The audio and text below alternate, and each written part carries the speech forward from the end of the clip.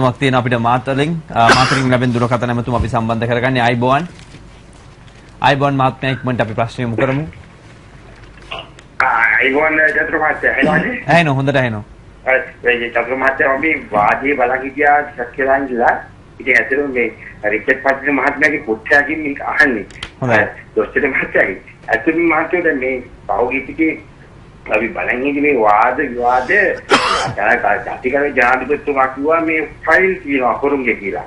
ඉතින් මේ වාදේ බලන් ඉන්නේ මේ ලොකුම ෆයිල් එක තියෙන පුද්ගලෙක් තමයි ඇවිල්ලා ඉන්නේ මහත්තයෝ චුද්දනායක. එතුමා තමයි වැඩියෙන්ම කෑ ගහන්නේ විතර.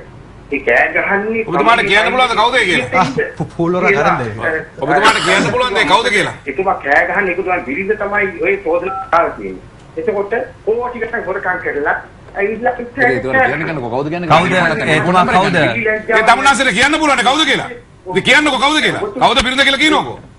කෑ ගහන්නේ කිප්පත් තමයි මහත්තයෝ ලංකාවම දන්නවා. ඉතින් කියන්නකෝ කවුද කියලා? ඉතින් ඔයා කියන්න ඔබතුමා කියන්නකෝ මොකද්ද ෆැමිලි ටික කියලා? පොලොර කරන්නේ. ඒ කොහොමද නඩුවක් කියන්නේ මේ කියනවා නේද? ඔප්පු නොකල චෝදනා දුරකථනයක දෙන්න ඕනේ. හොඳයි. මතක තියාගන්න චෝදනා දෙනවා නම් දුරකථනයක දෙන්න ඕනේ තමුන්නාසලා. හරි. චෝදනා දෙන්න නම් දුරකථනයක දෙන්න ඕනේ මෙතන. ඔයාගෙන යන්නද? හරි. මෙහෙම හොරකම් කරලා මෙහෙම කෑ ගහන්නේ. මම ඒකට හරි ඔබතුමා කාටද චෝදනාව එල්ල කරන්නේ? පොඩයි ඔබතුමා කාටද චෝදනාව එල්ල කරන්නේ? ඔබතුමා තමුන්නාසේ හරි තොරතුරු කියන්නේ. හරි නෑ හරි තොරතුරු කියන්නේ. හොරෙන්නේ ලෝක හොරෙන්නේ මේක මේ කවුද කාටද කියන්නේ? නෑ ඔබතුමා එහෙම චෝදනා එල්ල කරනවා නම් එතුමාට නිල වශයෙන් චෝදනා එල්ල කරන්න විදිහක් තියෙන්න ඕන. මේ සිද්ධියට මම හෙට මම ගිහලා නෑ මේ සිද්ධිය මට එල්ල කරේ. නෑ කට වහ ගන්නකො නිකන් මේ පණ්ඩිතකම් කතා කරන්න තු හිඟන්නෙක් වගේ. අපි පොඩක් කියන ඔබතුමා මේ අපි නාලිකාවේ ඉන්නේ. අපි වැඩ නෑ මේක. ඔයාගේ නම කිව්වේ නෑ. නෑ මේ වැඩ නෑ. මේ තමුන්නාන්සලා මේකදී හොඳනේ UMP එක අලිය ගහගත්තා මෙතන. එක්සත් ජාතික පක්ෂය අලිය ලකුණ ගහ ගන්නකො. තමුන්නාන්සලා මේ ආණ්ඩුවේ මේ ලයිසන් අරගෙන අලිය ලකුණ ගහ ගන්නකො. වෙන කෙනෙකුට දුන්නොත් ඔච්චර කතා කරන්නේ. නෑ එතුමා ඔබතුමාට චෝදනා එතුමා චෝදනාව එල්ල කරාම ඔබතුමා කියපු ඉන්න තමයි චෝදනාව ගියේ. චෝදනාව වැඩ කියන්නද? නෑ කතා කරන්න දුන්නා. නෑ ඔබතුමාට ප්‍රශ්නේ ඔබතුමා නම් ඔබතුමා කියන්නේ. අලිය එල්ල ගන්න මෙතන. අලිය එල්ල ගන්න මේකේ කියලා. නෑ දැන් ඔබතුමාගේ නම කිව්වේ නෑනේ. ටෙලිෆෝන් කෝල් එකක් දුන්නොත් ඔච්චර වෙලාවක්. ඉතින් එතුමා දිගට අහපුවානේ දුරකථන ඔබතුමා සංවාදේ ගියේ කතාව දිගටම ගියේ. ඔයිට වැඩිය හොඳයි මේ නාලිකාවේ අලිය එල්ල ගන්න. මම ඒකට උත්තර දෙන්න නෑ ඔබතුමා උත්තරේ කියන ඔබතුමා නම් නෑ මම උත්තර දෙන්නද නෑ ඔබතුමාට නම් චෝදනාව එල්ල කරලා ඔබතුමා කියන්නේ මම උත්තර මට කිව්වේ ඉතින් මට කිව්වේ නෑ මට නෙපඩේ නෑ මට උත්තරේ දුන්නේ මම ඔබතුමාට වෙලාව දෙන්න හරි මට මගේ බිරිඳ අල්ලස් දූෂණ කොමිසමට පැමිණිල්ලක් දැම්මා මොකද්ද පොඩේ කියන්නේ පෞද්ගලික කතාවක් හැබැයිනේ මේක පෞද්ගලික ඒක තමයි කියන්නේ තුප්පයි වැඩ කියලා නෑ ඒක පෞද්ගලික කතාව ඔබතුමා ඒක අවශ්‍ය නෑ ඔබතුමා කඩ තියනවා කිව්වා මම උත්තර දෙන්න බෑ පොඩ කියන විනාඩියක් දෙන්න ඒ දාපු එකේ ඒ දාපු එක පිළිබඳ පැමිණිල්ලක් පැවැත්වෙනවා ඉතින් මම ආණ්ඩුවේ ඇමතිවරයෙක් හැටියට අල්ලස් දූෂණ කොමිසමට මං ගිහලා කට උත්තරේ දුන්නා ඒ කට උත්තරේ දුන්නම මම වැරදිකාරයෙක් නම් මම කොළඹ ගයක් හැදුවා. ඔව් මම ගයක් හදලා තියෙනවා. චතුර මේක මතක තියාගන්න. මගේ තාත්තා හොඳ සල්ලි තිබ්බ මිනිස්සෙක්. මගේ තාත්තා MS අලුත්ගම කියන්නේ ඔක්කොම මගේ සීයා මානිස් මුදලාලි. අපිට අක්කර 10000 ගණන් ඉඩම් තිබ්බා. අපි මේ හිගා කාපු මිනිස්සු නෙමෙයි. අපි මේ නීතිඥ මේ විභාග තියලා හොර විභාග තියලා සල්ලි ගත්ත මිනිස්සු නෙමෙයි. ඇඟිලි කපලා බෝම්බ ගහපු මිනිස්සු නෙමෙයි අපි. මට මගේ තාත්තට 100ට දේපල තිබුණා. අපි එහෙම මිනිස්සු. අපි මේ හිගා කාපු මිනිස්සු නෙමෙයි. අපිට එහෙම දේපලත් එක්ක ආපු මිනිස්සු. හැබැයි මගෙන් පෞද්ගලිකව පරිගන්න මට අල්ලස් දූෂණක බසවල පැමිණිල්ලක් දැම්මා. ඒ දාපු පැමිණිල්ල බොරු චෝදනා ටිකක් දැම්මා. ඒ චෝදනා පත්‍රෙ වී කියන්නේ. ඔබතුමා පෞද්ගලික පස්දාරිපත් වුණා ඒක ඇත්තට කනගාටුයි මොකද අපේ දුරකථන අංකයට ආපු දුරකථන හැමතුම මේක මහත්ම පෙළේ වැඩ. අපි තෝරලා දාන්නේ නැහැ දුරකථන හැමතුම. නෑ තෝරගන්න නෙමෙයි. ඒ විදිය පහත් විදියට කියනකොට තමුන්නාසලට එයා කියාගෙන එනකොට තමුන්නාසලට නවත්තන්න තිබ්බා. කිසි දුරකථන ඔබතුමා අහුව කාටද කියන්නේ කියලා මැද්දෙන් බැලුවා. වෙලා දෙන්නේ නැහැ. තමුන්නාසලා දුරකථන සංවාදයක් ඔච්චර කතා කරන්න දෙන්නේ නැහැ. තමුන්නාසලාගේ මේ නාලිකාව ගත්තේ මේ ආණ්ඩුවට පිසිද්ද වෙනවා මතක තියාගන්න. තමුන්නාසලාගේ නාලිකාව. ඒ වගේ නාලිකා ඔක තමයි කියන්නේ ඩබල් ගේම් කියලා මතක තියාගන්න. මම නම් දන්නේ කොහොමද ඩබල් ගේම් කියන්නේ මේ මනස දුරකථන. ඔබතුමා පස්සාරපත් වුණා නම් සමාව වෙතිනවා ඇත්තටම අපි ඇත්තටම. ඕ ඒක. මම පොලිසියට ගිහිල්ලා පැමිණිල්ල දානවා. මේක උනේ මට මම දුරකථනයන් ගෙල්ල ගන්නවා. ඒකට පස්සේ මම ඌට විරුද්ධව මං අධිකරණයට යනවා. ඔව් ඒක අනිවාර්යව ඔබතුමා. මගේ අයිතිය තියෙනවා. හැබැයි මතක තියාගන්න ඔය වගේ පහත් පෙළේ වැඩ කරන්න එපා. සාධාරණ වෙන්න හැමෝටම. අනිත් අයට දුරකථනයන් කොහොමද දෙන්නේ? තප්පර දෙකයි.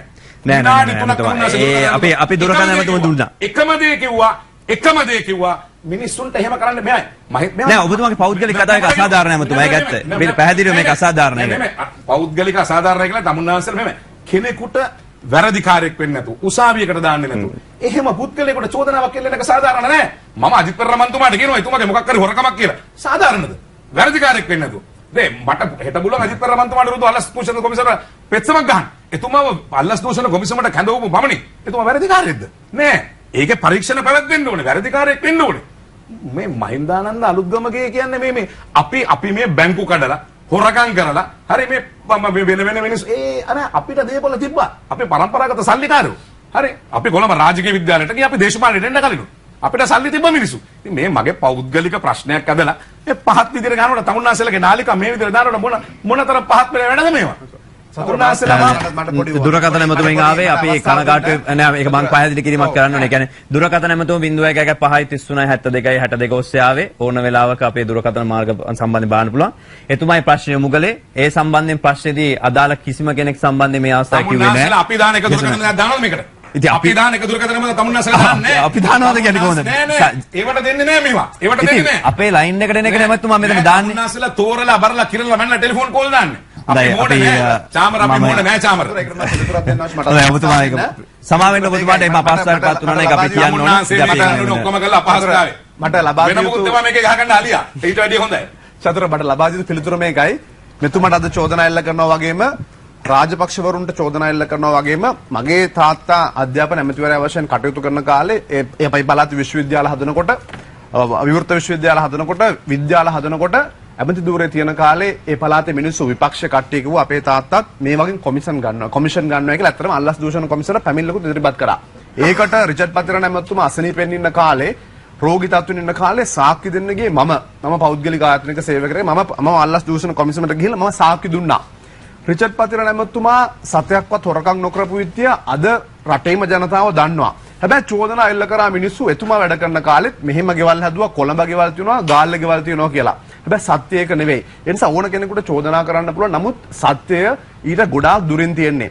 1970 අපේ සිරිමාව් බණ්ඩාරනායක මැතිනික රජේ කරවල කුමාරයා කියලා ටීබී ළඟරත්න මැතිතුමාට චෝදනා කරා එතුමා කරවල වලින් කොමිස් ගත්තා කියලා. එතුමාගේ ගෙදරට ඔබතුමා ගිහිල්ලා තිබුණා නම් 1977 මැතිවරණ පරාජයෙන් පස්සේ ගෙදර හැරෙන්නවත් ඉඩ තිබුණේ නැහැ එතුමාගේ ගෙදර. එතුමා ජීවත් වුණේ බොහොම අඩුලුහුඩුකම් මැද්දේ. ඔබතුමා හෙක්ටර් කොද්දකඩුව මැතිතුමාට චෝදනා කරා ඉඩම් පනතත් එක්ක අල්ලස් ගත්තා විවිධ සමාගම් වලින් කියලා. එතුමා ගෙදරට ගිහිල්ලා ඉන්නවා නම් ගෙදරට ගිහිල්ලා තිබුණා නම් පසු කාලේ දන්නවා මේ චෝදනා සියල්ල අසත්‍යයි කියලා. බලේ ඉන්න කාලේ චෝදනා කරනවා. හැබැයි බලය නැති වුණු දවසට ඒ අය බොහොම නිහතමානී විදියට ඉතාලම අඩුලුහුඩුකම් මැද්දේ දුෂ්කර ජීවිත තමයි ගත කරන්නේ. ඒක තමයි සත්‍යය. මම හිතන්නේ මේ චෝදනා කරනකොට ඔබතුමාගේ පියාණන් ගැන අපිට කිසිම ගැටලුවක් නැහැ. මම මේ කියන කාරණේ දැන් බලන්න ඔබතුමාලාගේ ආණ්ඩුවේ විදුර වික්‍රමනායක මන්ත්‍රීතුමා කියනවා අල්ලස් චෝදනා ලැබපු සහ සාක්ෂි තියන අය ඉන්නවා. නමුත් අල්ලස් කොමිසම නඩු පවරන්නේ නැහැ කියලා. සාක්ෂි තියනවා සාක්ෂි තියනවා කියන්නේ මම බොරු කියන්නේ බා. නෑ සාක්ෂි කතාවක් කියන්නේ එතුමා කියන්නේ අල්ලස් චෝදනා කරන කාට හරි නඩු දාලා තියනවද කියලා අහන්නේ. අහන්නකෝ. හරි එතකොට මේ විදුරිකරණක මහත්මයා කියන මේ කතාවේ සම්පූර්ණයෙන් කියන්නේ මේ කියන්නේ අල්ලස් සහ දෝෂණ විමර්ශන කොමිසම අමතුමා ඔබතුමා ගැන මේ කියන්නේ මේ අර ප්‍රශ්නේ බේර ගන්න ඔබතුමාත් එක ඔබතුමා මම දන්නවා ප්‍රතිපත්තියක් විදිහට මම පෞද්ගලිකව කෙනෙකුට පහරක් ගහන්න කියලා ඔබතුමාත් දන්නවා මාත් දන්නවා. ඒවා පිළිබඳ මම කලින් දවස් මම කිව්වා අපි ඒ මට්ටමට එන්න අවශ්‍ය නැහැ කියලා. ඔබතුමාට යම් අපහසුතාවයක් වුණා නම් ඒක වෙනම මට තේරෙනවා ඔබතුමාට ගැටුච්ච ගැටලුව අපි ඒක ගැන ගඩොව පාල කරන එක වෙනම තරක බේර ගන්න. හැබැයි විදුර වික්‍රමනායක මන්ත්‍රීතුමා කියනවා අල්ලස් කොමිසම ඒ වගේම බලන්න ඔබතුමා මට වෙලාව දෙන්න දැන් උනා වෙලාව කෙටි බාධා කිරීමක් පමණයි ඔබතුමා කියන්නේ මේකට කොමිසමට ගිහිල්ලා මේ අල්ලස් දූෂණ කොමිසම කියලා පැමිණිලි කරනවා. අභ්‍යන්තර පරීක්ෂණයෙන් පස්සේ මේ කරුණ ඉදිරියට ගෙන යන්න බැරි නම් එතනදී නිෂ්ප්‍රභ කරනවා. ඔබතුමා දන්නවා හොඳටම ඉදිරියට ගෙන යන්න බැරි නම් ඒක මම ඔබතුමා එතන දෙන්න එහෙම නෙමෙයි කරු මන්ත්‍රීතුමා එහෙම නෙමෙයි කරු මන්ත්‍රීතුමා එහෙම නෙමෙයි අර අපේ ඉදිරිපත් කරන්න බෑ. ඒක බොහොම ඒක ශීලාචාර කාරණයක් නෙමෙයි අතර මේක බොහොම පැහැදිලිව චෝදනාවක් වශයෙන් තිබෙන කාරණයක්. එතනදී ඉදිරිපත් කරන්න බැරි නිසා මෙම චෝදනා මම කියන්නේ අපි සම්පූර්ණයෙන් බහැර ගන්නවා. මොකද ඔප්පු නොවිච්ච කරුණු පිළිබඳව බොහොම පැහැදිලිව ඔප්පු නොවිච්ච කරුණු පිළිබඳව අපි තාම කනගාටු ප්‍රකාශ කරන අතරම අපිට කිසිදු විශ්වාසයක් නැහැ මේ නාලිකාවට ආය රජය සම්බන්ධ වෙන්නේ නැහැ. අපි මේ වාදේ කරමු මේ කාරණේ මොකද මේ නාලිකාවට රජයක් හැටියට අපි ආය සම්බන්ධ වෙන්නේ නැහැ. මේ නාලිකාවට රජය හැටියට අපි ආය සම්බන්ධ වෙන්නේ නැහැ. තමුන්නාන්සලා ඉතාම කනගාටු.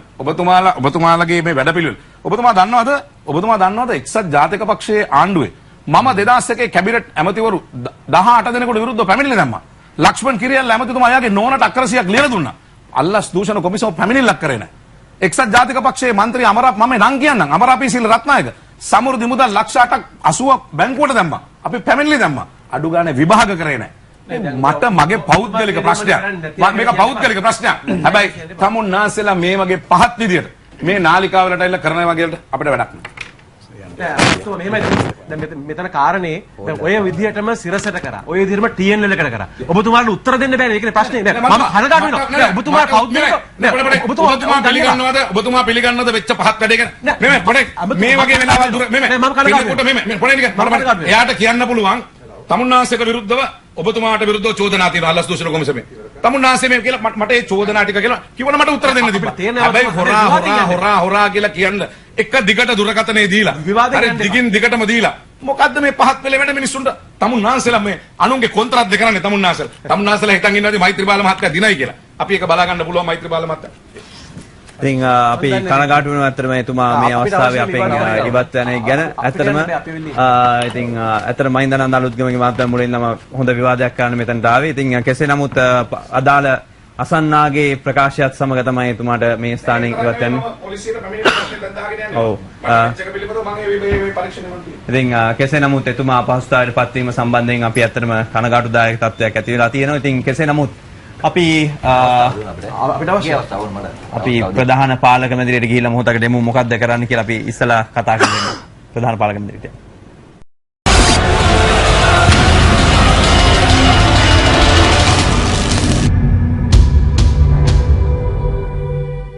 ඔබ යලිත් වාදපිටිය සමගයි සජීවීව සම්බන්ධ වෙන්නේ. ඉතින් පළමු දෙවන වටේදී කනගාටුදායක සිදුවීමක් වුණා. ඒ අනුව ආණ්ඩු පක්ෂය නියෝජනය කරමින් ආණ්ඩුවේ යලිත් තව දුරටත් රැඳී සිටින්නේ නැහැ ආණ්ඩු පාර්ශවයේ කියන මතයත් එක්ක ආණ්ඩු පාර්ශවයෙන් නියෝජනය කරපු මහින්දානන්ද අලුත්ගමගේ ක්‍රීඩා අමාත්‍යතුමා සහ ඒ වගේම වෛද්‍ය රමේෂ් පතිරණ පාර්ලිමේන්තු මන්ත්‍රීතුමා විවාදයේ අතරමඟදී නැවතී ගියා. ඒට දුරකථන ඇමතුමක් ලැබුණා. ඒ දුරකථන ඇමතුමත් එක්ක තමයි මේ ප්‍රශ්නය ඇති වුණේ. ඉතින් කෙසේ නමුත් ඒ දුරකථනයෙන් අහපු ප්‍රශ්නයත් එක්ක ඒ සම්බන්ධයෙන් එතුමා චෝදනා එල්ල කරා. මොකද නාලිකාවක් විදිහට අපි 0.133.72.62 සහ 0.133.72.62 කියන දුරකථන අංක දෙක ඔස්සේ පමණයි දුරකථන මාර්ගයෙන් සම්බන්ධ කරගන්නේ. ඒක හැමෝටම පොදුයි. හැමෝටම එක දුරකථන මතුමත් තමයි මේ වාද පිටිය පුරාවට මෙතෙක් කල් ගියෙත්. ඒක කවුරු හරි වේලාසන හිතාමතා එහෙම නැත්නම් කවුරු හරි අහවලා කතා කරා මෙයා කතා කරා කියලා දුරකථන මතුම සම්බන්ධ කරගෙන නැහැ. වක්කීමෙන් කියන්නේ. ඉතින් එහෙම තමයි දුරකථන මතුම එක්ක සම්බන්ධ උනේ. එහෙම අහපු අසන්නෙක් තමයි අපිට මාතරින් ආපු මහත්මයා. එතුමා තමයි මේ ප්‍රශ්නේ යොමු කළේ. මේ ප්‍රශ්නේදී එතුමා ඉතින් විවිධ දේවල් ප්‍රකාශ කළා. නමුත් එතුමා නම් සඳහන් කිරීමක් කළේ නැහැ. අපිට අවශ්‍ය වුණේ තවදුරටත් දුරකථන මතුම අපි තබාගෙන සිටියේ. මොකද මේ වෙලාවේදී අමාත්‍යතුමා මැදිහත් වුණා ඍජුවව. එතකොට යම් කිසි දුරකථන සංවාදයක් යනවා නම් ඒ සංවාදයේ අවසානයක් යන යම් අවස්ථාවක් දෙන්නට ඕන. ඒ හින්දා ඉතින් කෙසේ නමුත් අවසානයේ අමාත්‍යතුමාට Tamanගේ පෞද්ගලිකව තිබෙන ප්‍රශ්නයක් හින්දා එතුමාට අපහසුතාවයට පත් වෙන්න සිදුවීම් පිළිබඳව අප කනගාටුව පළ කරනවා. ඉතින් මේ අතරේ අපි හිතුවා වාද පිටිය අද මෙයත් එක්ක අවසන් කරනවා කියලා. මොකද ආණ්ඩු පක්ෂය නොමැතිව විපක්ෂයට විතරක් අවස්ථාවක් දීලා වාද පිටිය ඉස්සරහට කරගෙන යන්නත් හැකියාවක් නැහැ. මොකද ඒවට උත්තර බඳින කවුරුත් මෙතන නැති හින්දා. ඉතින් කෙසේ නමුත් ප්‍රශ්නයක් අපිට තියෙනවා අපිටත් මගේ පක්ෂ නායකයන්ටත් අපහාසයක් කළා. ඒ නිසා අපිට වෙච්ච දේ ගැන අපේ පැහැදිලි කිරීම කරන්න සීමිත කාලයක්වත් දෙන්න අපිට දේශපාලනික කාරණා කතා කරන්න අවශ්‍ය නැහැ. මට වඩා අපි ඒක පැහැදිලි කිරීමක් කරලා අපි ඒක යනකොට අපි වැඩසටහන අවසන් කරන්න තමයි අපි තීරණය කළේ. ඒකින්ද අපි හිතන්නේ වැඩසටහන අවසන් කරනවා කියලා ඔබතුමා අවසන් කරන්න අවස්ථාවක් තියෙනවනේ. නෑ අපිට පෞද්ගලිකව මඩ ගැහුවා.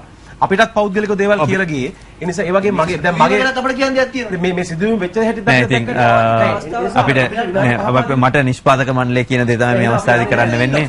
අපි නිෂ්පාදක මණ්ඩලය ඔබ තීරණය කරන්න මොකක්ද මේ වෙලාවේ කරන්න කියලා. ඇත්තටම මේක අපි යන්නේ නැහැ. අපි යන්නේ මෙතන ඉන්නවා. රටේ ජනතාවට දැනගන්න කියන්නේ අපි මෙතන ඉන්නවා. අපි මෙතන ඉන්නවා අපි යන්නේ නැහැ. මොකද අපිත් එන්නේ වගේ කියනවා.